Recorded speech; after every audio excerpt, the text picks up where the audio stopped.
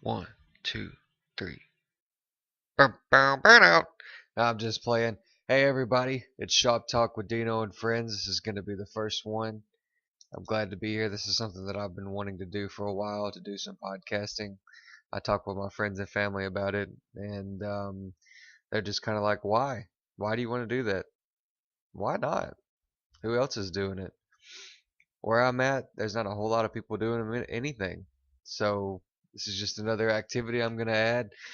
But to keep it small and short, we're going to just talk strictly about MMA today. So I'm sorry to everyone who's not MMA fans, you can tune out now. But before you do, please understand that this is not the only thing we're going to cover. I'm going to have some friends, we're going to podcast, we're going to have a good time, we're going to talk about a little bit of everything, just not today. So first off, I want to thank Audacity for letting me use their podcast service. And I want you to like, subscribe, and share, and make sure that we're getting this out because I do want to do this on a regular basis and cover a little bit of everything. And so with that being said, I want to cover our first topic, which is UFC 226 coming up Saturday. It's going to be a good card, good stacked card, main one of the year. I'm real excited to be able to sit back and watch it with some friends and family. Got a brother that's going to the Marines. I want to thank him for everything with his service and what he's going to do, and I hope he accomplishes everything that he wants to do with his goals. So, with that being said, I'm going to cover the first main fight that I really am excited about seeing. It's going to be Uriah Hall versus Paulo Costa. Okay, first off, I want to say Uriah Hall is a very, very well rounded stand up guy. If anybody doesn't know who that is, go watch some of his training videos or even his time in The Ultimate Fighter. The guy's a monster. He really is. He's very underrated in his game because he's just really a nice guy, but he is actually one of the most well rounded strikers in that division. He just lacks the tenacity that some of the other guys have, and his wrestling is subpar. But on the flip side of against the wall on the other side, you've got Paulo Costa, who really looks like a Brazilian underwear model. The guy could pass that. I'm not trying to sound weird for all the people who are homophobes. I apologize, but the guy really does classify as somebody that I would see as a model.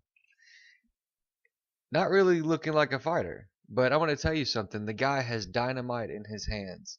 Hasn't really shown his jiu-jitsu or anything coming up to it, but he really has that power that can really mess someone's day up.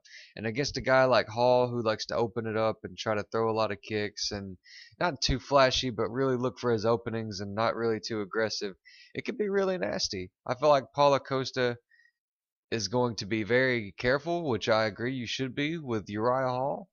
But on the opposite note, if Hall sits back and tries to wait and take his opportunities when they come, this is my prediction. I think Paulo Costa is going to take the decision. Very split. It's going. I'm not gonna call it a snooze fest, but I'm gonna say it's gonna be pretty close. Hard to call. But I'm hoping Hall wins. So I hope if this ever gets out to Uriah Hall, I'm sorry, buddy, but I really, really hope that you win. But my decision is going to be Paulo Costa by a split decision. Final answer. You are the weakest link. Goodbye. All right.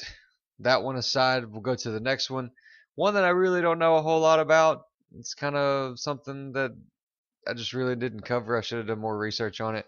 But you have Gokhan Saki, who is probably one of the better kickboxers in the division. I think he is a two-time kickboxing champion or so, fighting Khalil Roundtree. Again, I have no idea about Roundtree. I have some friends who are excited to watch this fight. They're saying that it's going to be a good one. Khalil Roundtree is one of those guys I didn't keep up with, so I apologize. Not something that I really just try to keep up with on any of these guys. I'm not the best fan in the world. I apologize. I need to keep up with more of these guys. I come from the old generation where you had guys like Vanderlei Silva, Rampage Jackson, Anderson Silva, George St. Pierre, all those guys coming in, and then they'll just do a round robin and fight each other all over again. But if I had to make an assumption just based off of merit, I will say that Gokhan, who is 0-1 in UFC right now, I think MMA in general, I feel like he's going to come out. He's going to be more well-rounded than he has been, and he's going to score a knockout against Khalil Roundtree. Final answer. Thank you. You are the weakest link. Goodbye. Moving on to number 3. I have Michael Chiesa versus Anthony Pettis. Very interesting fight. I'm really excited to see that one as well. More so this one than a lot of them. You've got Michael Chiesa, who at times has shown that he is an elite athlete and that his jiu-jitsu game is extremely well. I watched him in The Ultimate Fighter. Wasn't going to say that I thought he was going to win it. He didn't just stand out like some of the other flashy guys. But his wrestling and his jiu-jitsu is what got him through the show, and I'm very proud. And he's worked on the rest of his game and got more well-rounded. But then you look at who he's fighting across the cage. He's got a scary, scary man in Anthony Pettis, who at one time was one of the baddest men on the planet in that division. With his crazy Tarzan jiu-jitsu sambo slash, you know, capoeira crazy style that he has. Nobody was running off the cage and kicking people and punching people when I started watching it. So when I see this guy throwing crazy capoeira kicks and running off the cage and kicking people in the face, and it's insane. He's very flashy and it's very fun to watch though, and people love it. And I'm all for it. Listen, if you can market it and you can do it, then do it. The only thing is though, is the main key word here. Inconsistency. We've seen Anthony Pettis be the best fighter that he can be and just be an absolute man child and go in there and just wreck people's stuff and look good doing it. Not get hit, win some decisions, and it's all good. But at the same time, we've seen a very dry, very, what's the word I'm looking for? I don't know. I don't know the word I'm looking for. I'll think of it in a minute. But we've seen him at times where he comes out and he's very conventional and he just sticks to the script, and it's very it's not convenient for him. It's not his fight. Everyone's seen it. They know he's going to come wild and they can block that shot and reset, turn, do a pivot and counter him and knock him on his butt and win. We haven't seen that quality Anthony Pettis in some time due to injuries and just bad matchmaking. His brother's been taking more of the spotlight than he has. But this is going to be a good one. Michael Chiesa has times where he looks okay. Anthony Pettis looks times like he's okay. This is going to really step up for each of them. But if I had to pick one, uh, I'm going to say Pettis comes out, looks flashy, but I'm going to say Chiesa takes him unanimously and just wrestles him and keeps the range and makes sure that he picks his shots and comes in and takes him down and lays on top of him. So I'm going to say Chiesa by submission slash decision. Final answer. Thank you. You are the weakest link. Goodbye. And yes, I know I've picked a lot of decisions, but you have to understand these guys on this card are very, very talented. And usually, when you get two world class guys against each other, looking to score a win to move up in division or just secure their legacy or whatever, they're going to play it safe. And most of the time, it's going to be kind of boring. So I'm sorry. I really am. I'm really sorry I said that. But it's going to come down to that, and it's just, I don't know, I just feel like that one in particular could be a snooze fest. But the action picks back up with another one. I think this is actually before this one. I'm sorry, I wrote it down wrong, and I just wrote it down how I seen it. But the next one that I seen, Mike Perry versus Paul Felder. I know some people here like, who in the hell are those guys? Listen, Mike Perry is an animal. Paul Felder is equally an animal. They're like Tasmanian devils in a cardboard box. The mayhem is going to be destructive. It's going to be awesome. They're going to throw shots at each other's face. They're going to throw kicks at each other's face. Hell, they might even try to submit each other with the same choke at the same time. These guys are tenacious and they want to win and they're looking for it, and I think they're going to leave it in the cage. This is one of those fights that I would just say look out for the double knockdown because these guys fight so similar and I'm really excited to watch it. It's if it gets to a decision, I'm going to be surprised. But I'm going to say with Paul Felder and all of his commitments to the UFC and commentating and doing what he's supposed to be doing with the company, I really don't feel like he's been training and doing what he's supposed to be doing. So I'm going to say that the tenacious Mike Perry is going to outlast Felder and probably get him with a TKO. I'm going to say round 2, maybe early round 3. But it's going to be a war. It's going to be a war, ladies and gentlemen. I think it's really going to be nasty, and I think they're both going to beat the hell out of each other. But like I said, Mike Perry, TKO, round 2, final answer. Thank you. You are the weakest link. Goodbye. Now, moving on to the heavyweights. Yeah, the heavyweights. The big guys. Baddest men on the planet. Got a very, very, very, very. Let me mind you, I apologize to interrupt whoever is listening. Ngannou versus Lewis is not the only heavyweight fight that's going to be on this card. You've got Stipe versus DC. But we're going to save that. Don't get too premature. We'll get to that in just a minute. But we have Francis Ngannou versus Derek Lewis, who in most aspects are very, very polar opposite individuals when it comes to promo and, as far as I can tell, just their character in general. You have Francis Ngannou coming off of a loss against the heavyweight champion Stipe Miocic, who at the time everyone thought Francis was going to beat him. He's a bad guy.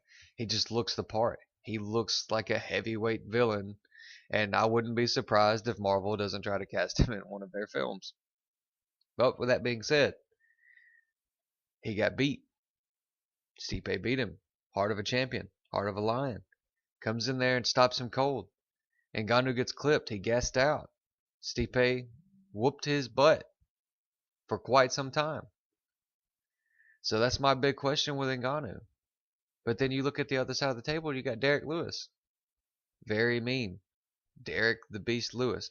Very well-rounded wrestler. Pretty good striking too.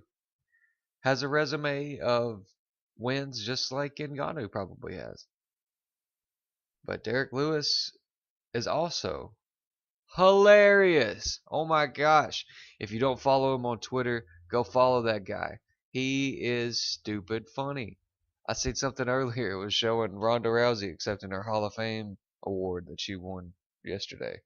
Or, well, she received it yesterday, rather, excuse me. And it showed him standing behind Rousey with the creepiest look on his face, and it was hilarious. For all of you that don't know, Derek Lewis is all the time not picking on Rousey, but just flirting with her. He thinks that girl's beautiful, and he would love nothing more than to shoot a double leg on her. And, well, okay, we're going to try to keep this as rated G and PG as possible. But anyways, you get the point. He is very, very adamantly crazy about Ronda Rousey, like most men are. So, anyways, back to the fight. Sorry to get carried away. Ngannou versus Lewis. Ngannou is very, very nasty on the feet, but we've shown in the last fight what happens when he gets taken down. So my big question with Ngannou is going to be, do you have the gas tank? Do you have the takedown defense? Do you have the wrestling skills and the cardio to handle someone like Derek Lewis, who is just going to put his chin down, come forward, probably throw a couple punches, and then shoot for a takedown, and just pummel you until you are one with the octagon? But you flip that over, though. With Derek Lewis, can you handle a monster like Ngannou? What kind of Ngannou are we going to see? Are we going to see one who says, "Oh, I've been beaten. I don't know what to do. Am I going to come in here and knock him out, or do I need to play safe?" Is he going to look for the win, or is he going to go for a flashy knockout. And that's two different things. I want to elaborate on what I'm saying. You have some fighters who will go in there and do what it takes to survive, get points in and out, blah blah blah, kind of like Demetrius Johnson. But it works. If it gets you the win at the end of the day, listen, you're the fighter. You do what you have to do. It looks good on your record 20 years from now, anyways. But the real breadwinner for you, if you're Francis Ngannou, is to knock his head off of his shoulders. That's where you've made your money. That's where you're getting marketed. Do it. Go out there. Forget the last fight. You fought and lost to the heavyweight champion of the world. That's not like losing to that's like you know, that's like a high school team losing to a college team. There's some respect in it. You tried, you competed, you got better by the experience. But don't go out there and go do something different that your fans are going to leave you for and probably not going to remember you for, because at the end of the day, you market yourself off of your awesomely powerful hands. Knock that fool out, go home, call it a day, get ready to fight Stipe again, because I guarantee you that's what's going to come next after this fight. But I'm going to say, and not to discredit Lewis, the way that Lewis wins the fight, he takes Ngannou down, tires him, pushes him up against the cage, makes him work, and then just wins by decision, if at best. But I'm going to say that we're going to see a very good Ngannou. I'm going to say Francis Ngannou. We'll say first round knockout. First round knockout is what I'm going with. I'm being nice because I really feel like Ngannou's going to come out there and just maul Lewis. So Ngannou knockout, round 1/2, final answer. You are the weakest link. Goodbye. So I just want to stop for a second and thank everybody that has bared with me at this point. If they're listening, I want to thank you, because this is the first one and I know I'm stumbling and I'm all over the place. But I really appreciate it. This is something that I want to do, and we're going to move on to other topics as the podcast goes on. So if you decide not to listen, I'm sorry, because I'm going to keep doing this. I hope you really have enjoyed it. So getting to the main clincher of UFC 226 coming on tomorrow, we have Stipe Miocic, the heavyweight champion, versus Daniel Cormier. I think I said that right. Is it Cormier or Cormier? I'm not sure. I think it's Cormier, but we're going to say Cormier. Sorry, DC. DC Cormier, the light heavyweight champion. Not undisputed. Got beat by John Jones. People can say what they want. Guys on steroids, doing coke, all that stuff, having a good time. He's paying for it. But facts are facts, bro. You still got beat by John Jones. But I digress from the fight. You have Stipe Miocic versus Daniel Cormier. Okay, I'm going to break this down the best I can. Stipe Miocic is probably one of the best heavyweights we've seen in quite some time. And then you have Daniel Cormier, who is probably one of the best light heavyweight champions we've seen in quite some time. The heavyweight championship has been kind of dry since Brock Lesnar left. It's been kind of up for grabs. You had Brock Lesnar, then you had Cain Velasquez, of course, and then you had JDS, and then you had Cain again, and then you have people like Stipe come in, who, by the way, is a working class hero, and is just something special of a person that everybody can relate to. Firefighter at day, Batman at night, heavyweight champion all the time, and nobody's ever going to take that away from him. And then you got DC, who is just a gritty, hard-working wrestler, UFC fighter, and good parent, good role model for kids. But at times, he seems a little over eccentric. He kind of has that, excuse my language, but he kind of has that shithead attitude, which I guess you have to be if you're a fighter. From experience, I also understand that. You don't walk into a ring or a cage and say, oh, well, I'm just gonna, do what I have to, and I'm okay. I'm better than some, but not better than most. No, absolutely not. You're gonna get your head knocked off, and it's not going to be fun, and you're gonna lose your confidence. That's not how you do it. You go in there and you think you're the baddest man on the planet every time. I don't care what weight division or what size you are. Stipe versus DC. DC is a hell of a wrestler, and I feel like he's gonna come heavy in this one. So my question for that is are you going to be too heavy? Are you going to be so heavy that you can't move? Because there's one thing we've seen about Stipe Miocic. The guy can move. And he's 200 and he usually weighs in about 240. So if he comes in at 240 and he's got a couple inches on DC and he can move fast and he's used to that weight, what are we going to do with DC? What kind of DC are we going to see? Are we going to see chin down, come forward boxing DC? Or are we going to see shoot for the double up against the cage, take you down DC? Either way, you got to have your A game, dog. Because Stipe Miocic is a monster. Speaking of the previous fight, he knocked out probably one of the meanest looking men I've ever seen shy of Vanderlei Silva in the heavyweight division. Didn't knock him out, but I mean, he had him knocked out and just continued to whoop him. And I'm sorry, ladies and gentlemen, all you UFC fans listening. DC is not Francis Ngannou. Way better wrestler, of course, and is going to bring that to the table.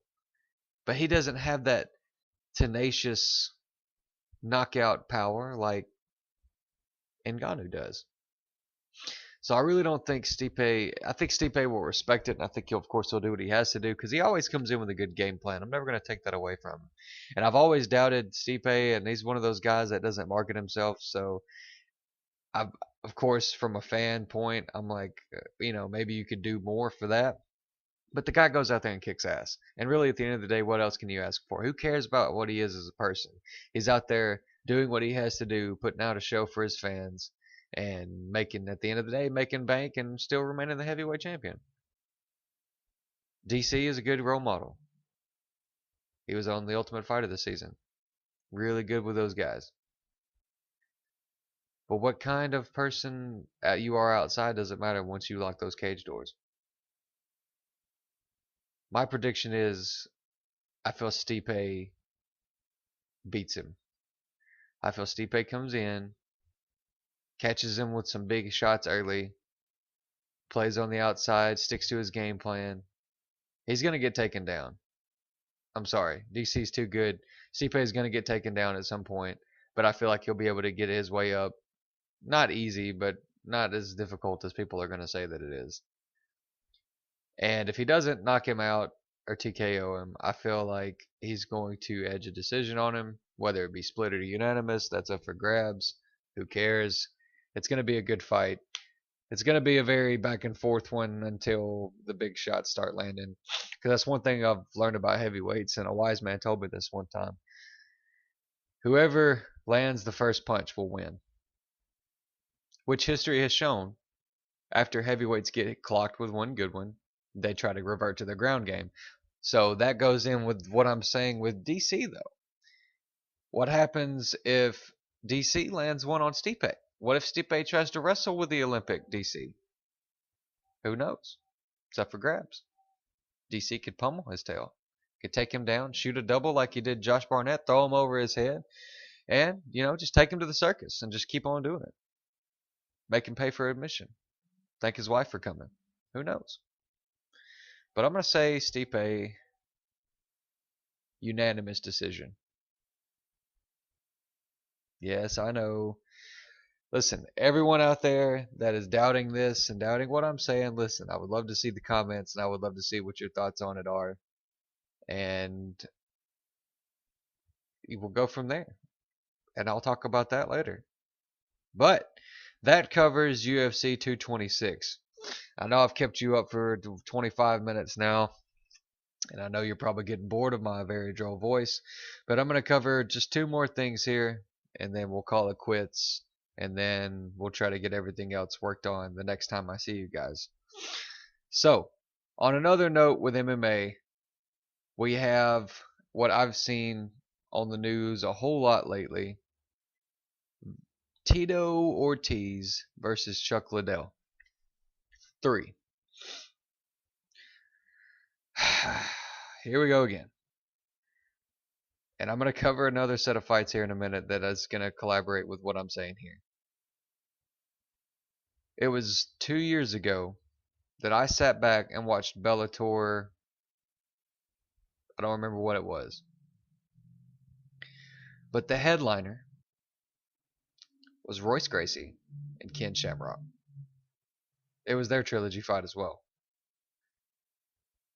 And I was I was very amused that anyone in their right mind would sanction two 50-year-old men to fight each other. Not saying anything, not being ageist, if that's a word. I'm not saying anything about age. I feel like if you are fully capable and able to compete, that you should. If that's what you want to do, if that's what makes you happy, then absolutely you compete.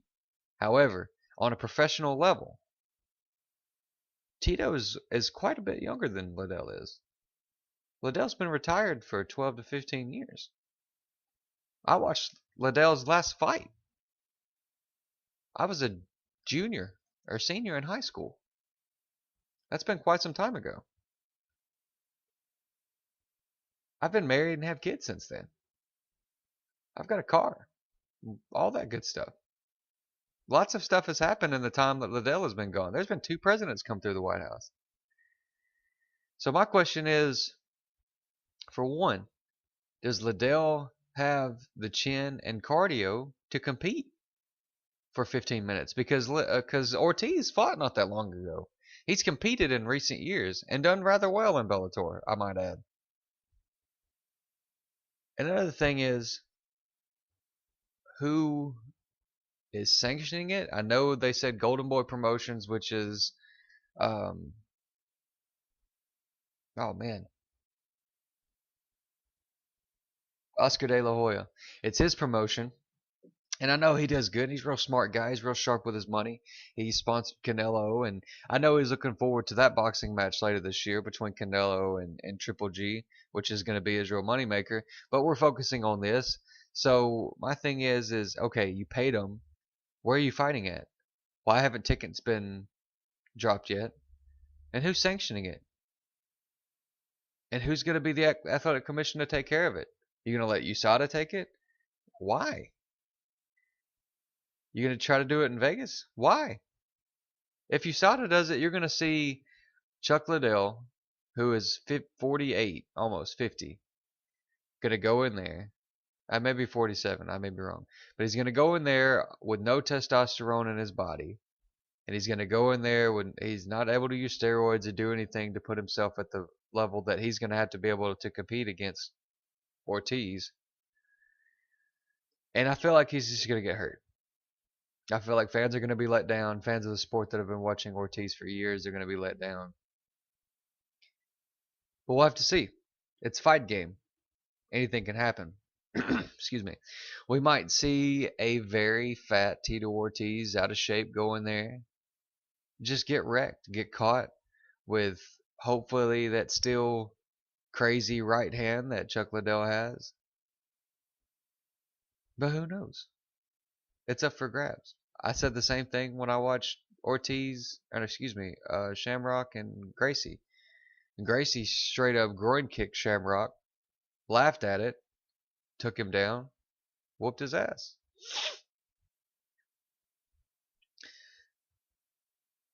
There comes a point where you hang up the gloves and you stay retired because you just get too old. However, this is going to be the exception to the rule.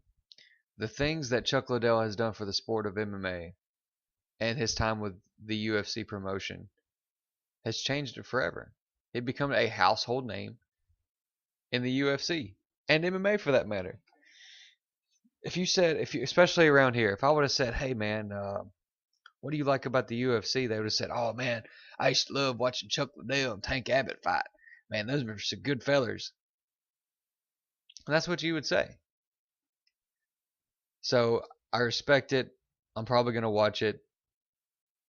And if it happens, that's another thing. If it happens, they got to get all their stuff together first. So we'll probably end up coming back to this one later. There's a market for it. I feel like I'm going to watch it. I'm going to be one of those suckers that watched it. I mean, I did pay $200 to watch Floyd Mayweather, Conor McGregor, even though I knew the result of that one. So, with that being said, and yes, I know $200, we'll tell that story later. But we'll move on from that one and we'll go to the last thing that I'm going to cover, and then we'll say bye bye. We have my favorite fighter, Vanderlei, the Axe Murderer Silva, versus Rampage Jackson 3. Mind you, this goes back to the last one. Vanderlei Silva and Rampage Jackson have been fighting since I've started watching fighting since I was a little boy. Since I started watching Pride. And this is a fun one. And I hope my uncle is listening to this because he's a huge Rampage Jackson fan. We joke about this all the time. Vanderlei Silva has at one time been one of the scariest, nastiest strikers in the history of the sport. But so is Rampage Jackson. The market is there. The fight has been booked. Date, venue, all have been applied. Now all that's left is the fighting. So I'm going to break this down real quick for you. Vanderlei is old. Has been knocked out quite a few times. Rampage is less old and has been knocked out less times. As much as I hate to say it, and I've never gone against Vanderlei, even though I should have, I feel like Rampage comes in heavy. Vanderlei is going to be in good shape and he's going to have stamina and everything. But he comes in with that wild berserker style. And I feel like Rampage is just going to step back, throw the uppercut. Vanderlei is going to go down. Rampage is going to pop him in the head a couple times. Bang, bang. Wham, bam. Thank you, ma'am. Fight over. There you go, Keith. There's my prediction. But still going to be a good one. I hope Vanderlei wins. I'm going to be up on the edge of my seat, cussing the television regardless. So, that being said, I want to thank everyone for listening to me. We're at 32 minutes. We're going to make the next one longer. We're going to talk about some different stuff besides MMA. But make sure that you like, share, and subscribe, please. I'm going to share this on Facebook, YouTube, as much as I can. I'm going to try to get this going. I really like doing this. This has been a lot of fun, even though I've killed 30 minutes. But I want you to comment on some topics that you would like to discuss. I'm going to have some friends. We're going to do this, not just me next time. But I'll talk about anything within reason, guys. It's cool. And I just want to make everyone understand that these are my opinions alone. Nobody is influencing them. And I'm not racist. I'm not sexist. I'm not anything like that. I'm just talking. I'm here talking, having a good time. People are not going to like it. That's cool. I understand that. But please like, share, subscribe. And I want to thank everybody for listening and tuning in. Until next time, guys. See ya.